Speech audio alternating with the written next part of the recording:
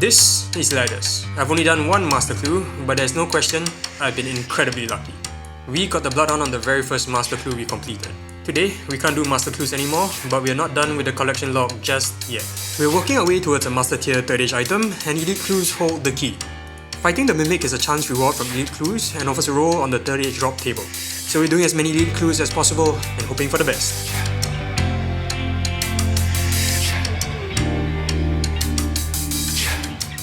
Hey guys, and welcome back to another episode of Master Clueless. Last episode we went over some of the ground rules and what we're working towards. We opened 10 elite clues, bringing our completion count to 110, and we got 2 items for the collection log. Today, we'll be pulling back the curtain and taking a deep dive into our strategy to collect elite clues. The events of today's episode was filmed before episode 1, so we're not adding to our completion count today. You must be wondering why we're collecting shade remains, and we'll get to that very soon. But before that, we have to do a quick throwback to episode 1. When we were opening our elite clues, we had one drop on the mega rare drop table, which I totally missed out, and one of you kind souls pointed that out. That was really awesome. If we had gotten something rare from the mega rare drop table, that would have been an amazing way to start the series, but for the purposes of this series, only master tier 3rd age items count, because only that would be doing the impossible with a 1kc bloodhound. And we're back. As you can probably tell, shade remains play an important part in our strategy for collecting elite clues.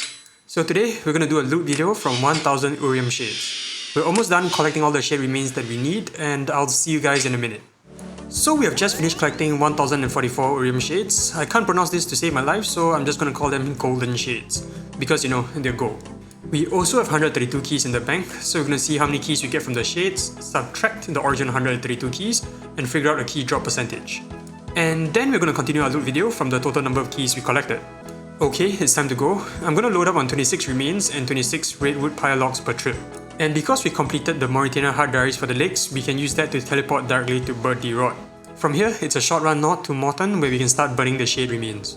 Other than the Mauritania lakes, the other important item for doing this method is the coffin with golden logs, because this allows us to use the coffin to carry the shade remains, making this method go a lot faster.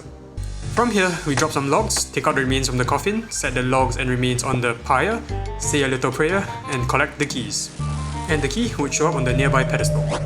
To save a little bit of time, you can do multiple remains before collecting the keys, but please be warned, coins despawn very fast. Alright, and that's about it. From here, we go back to the bank, and we're gonna stockpile all our keys. I guess I'll see you when I'm about halfway done. We have just finished another set of keys and I think we should be a quarter way done. So far it's taken us slightly under an hour of casual gameplay, so time-wise this isn't taking too long. It's been another hour and we're coming up on the halfway point. We've just completed 500 shared remains I think. So yeah, we've completed about 500 shared remains with about 500 more to go. So far we've collected 526 keys, including the 132 keys we started out with. If you look closely enough, we have a big enough sample size and the rarity of each key type is starting to show, and we'll touch on that later.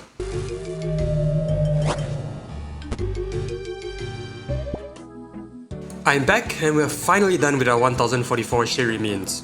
We've just deposited the last inventory of keys and now we have a total of 940 of these golden beauties. Unfortunately, it's time for a little math. Subtracting the original 132 keys from our collection, 1044 shade remains yielded a total of 808 keys. This results in about 7 in 10 shades producing keys. Talking about drop rates, I had to look this up on the wiki. Different color key loops have different rarity levels with slightly varying levels of loot value. Red is the most common, followed by brown, crimson, black, and purple being the most rare. So we're going to work our way up from red to purple. We're on our way with our first inventory of keys and we're looking for a dungeon entrance to the north of Morton. The door is locked and can be opened with any shade key. The room we're looking for is in the back where all the golden chests are. Alright, and here we go. We're going to start opening the chests, and when we get an elite clue, we'll go ahead and solve it.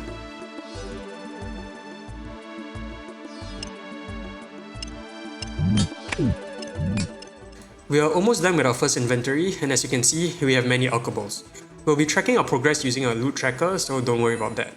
I originally started by alking the loot that I got, but this is not advisable as alking takes quite a bit of time and the chests reset very fast. From here, we teleport back to our house, use a bank, and come straight back. I'll see you guys when I get a clue scroll.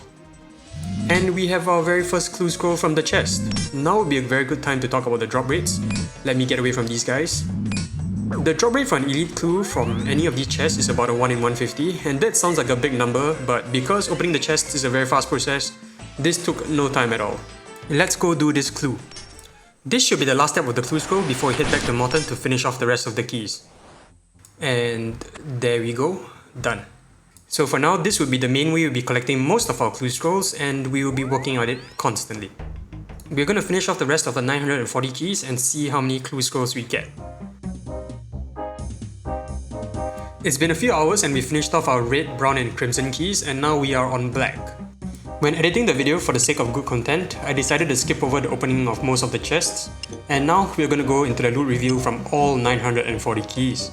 Opening the chests is a very fast process, but because there is no exceptionally good loot, it's not very interesting, and the focus of our loot review will be mainly around the clue scrolls.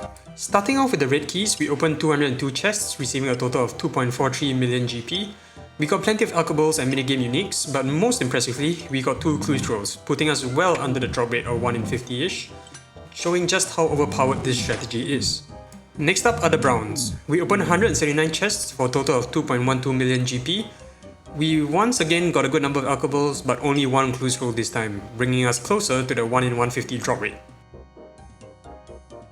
For the crimson keys, the biggest collections of keys we got, we opened 430 chests for a whopping 5.12 million GP. We got a notable 93 battle staves, 66 claws, and 15 amulets of the damned.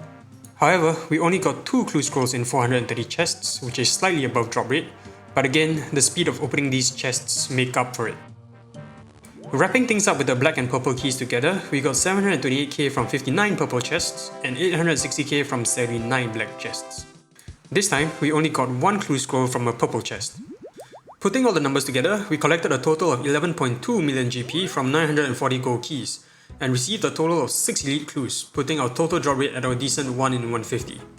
Because of the consistency and low time commitment required, this would be our main strategy to collect elite clues. And that is where I'm going to call it. I hope you guys enjoyed the video, and I'll see you guys in the next one. Please do like and subscribe, and thank you for the support.